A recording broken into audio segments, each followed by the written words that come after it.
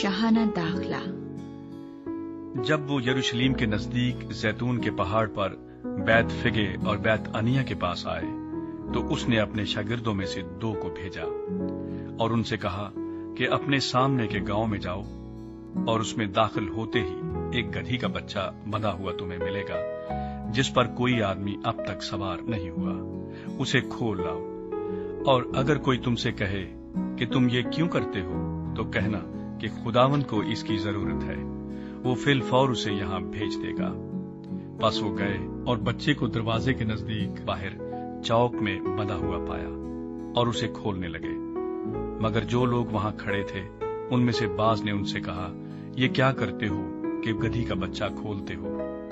انہوں نے جیسا یسوع نے کہا تھا ویسا ہی ان سے کہہ دیا اور انہوں نے ان کو جانے دیا۔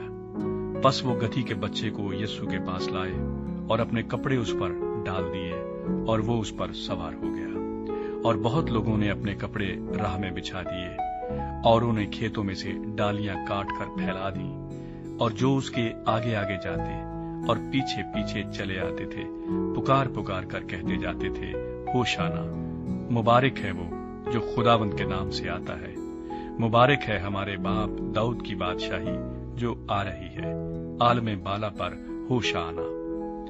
اور وہ یروشلیم میں داخل ہو کر ہیکل میں آیا اور چاروں طرف سب چیزیں ملاحظہ کر کے ان 12 کے ساتھ بیت انیہ کو گیا کیونکہ شام ہو گئی تھی۔ انجیر کے درخت پر لعنت۔ دوسرے دن جب وہ بیت انیہ سے نکلے تو اسے بھوک لگی، اور وہ دور سے انجیر کا ایک درخت جس میں پتے تھے دیکھ کر گیا کہ شاید اس میں کچھ پائے، مگر جب اس کے پاس پہنچا تو پتوں کے سوا کچھ نہ پایا کیونکہ انجیر کا موسم نہ تھا۔ اس نے اس سے کہا، آئندہ کوئی تجھ سے کبھی پھل نہ کھائے، اور اس کے شاگردوں نے سنا۔ ہیکل میں داخلہ۔ پھر وہ یروشلیم میں آئے اور یسوع ہیکل میں داخل ہو کر ان کو جو ہیکل میں خرید و فروخت کر رہے تھے باہر نکالنے لگا، اور صرافوں کے تختوں اور کبوتر فروشوں کی چوکیوں کو الٹ دیا، اور اس نے کسی کو ہیکل میں سے ہو کر کوئی برتن لے جانے نہ دیا، اور اپنی تعلیم میں ان سے کہا، کیا یہ نہیں لکھا ہے کہ میرا گھر سب قوموں کے لیے دعا کا گھر کہلائے گا؟ مگر تم نے اسے ڈاکوؤں کی کھو بنا دیا ہے۔ اور سردار کاہن اور فقی یہ سن کر اس کے ہلاک کرنے کا موقع ڈھونڈنے لگے، کیونکہ اس سے ڈرتے تھے، اس لیے کہ سب لوگ اس کی تعلیم سے حیران تھے۔ اور ہر روز شام کو وہ شہر سے باہر جایا کرتا تھا۔ انجیر کے درخت سے سبق۔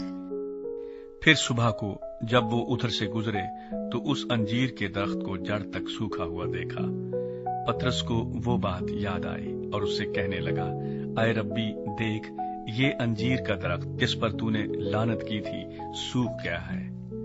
یسوع نے جواب میں ان سے کہا، خدا پر ایمان رکھو، میں تم سے سچ کہتا ہوں کہ جو کوئی اس پہاڑ سے کہے تو اکھڑ جا اور سمندر میں جا پڑ، اور اپنے دل میں شک نہ کرے بلکہ یقین کرے کہ جو کہتا ہے وہ ہو جائے گا، تو اس کے لیے وہی ہوگا۔ اس لیے میں تم سے کہتا ہوں کہ جو کچھ تم دعا میں مانگتے ہو یقین کرو کہ تم کو مل گیا، اور وہ تم کو مل جائے گا۔ اور جب کبھی تم کھڑے ہوئے دعا کرتے ہو، اگر تمہیں کسی سے کچھ شکایت ہو تو اسے معاف کرو، تاکہ تمہارا باپ بھی جو آسمان پر ہے تمہارے گناہ معاف کرے۔ یسوع مسیح کے اختیار کے بارے سوال۔ اور اگر تم معاف نہ کرو گے تو تمہارا باپ جو آسمان پر ہے تمہارے گناہ بھی معاف نہ کرے گا۔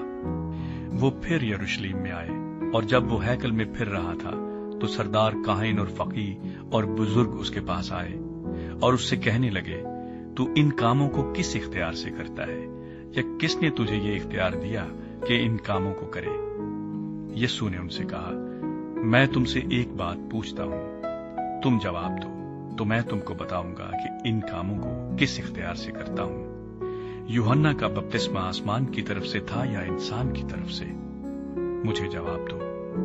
وہ آپس میں کہنے لگے کہ اگر ہم کہیں آسمان کی طرف سے تو وہ کہے گا، پھر تم نے کیوں اس کا یقین نہ کیا؟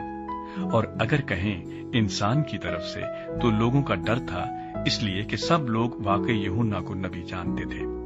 बस उन्होंने जवाब में यीशु से कहा, हम नहीं जानते। यीशु ने उनसे कहा, मैं भी तुमको नहीं बताता कि इन कामों को किस इख्तियार से करता हूं।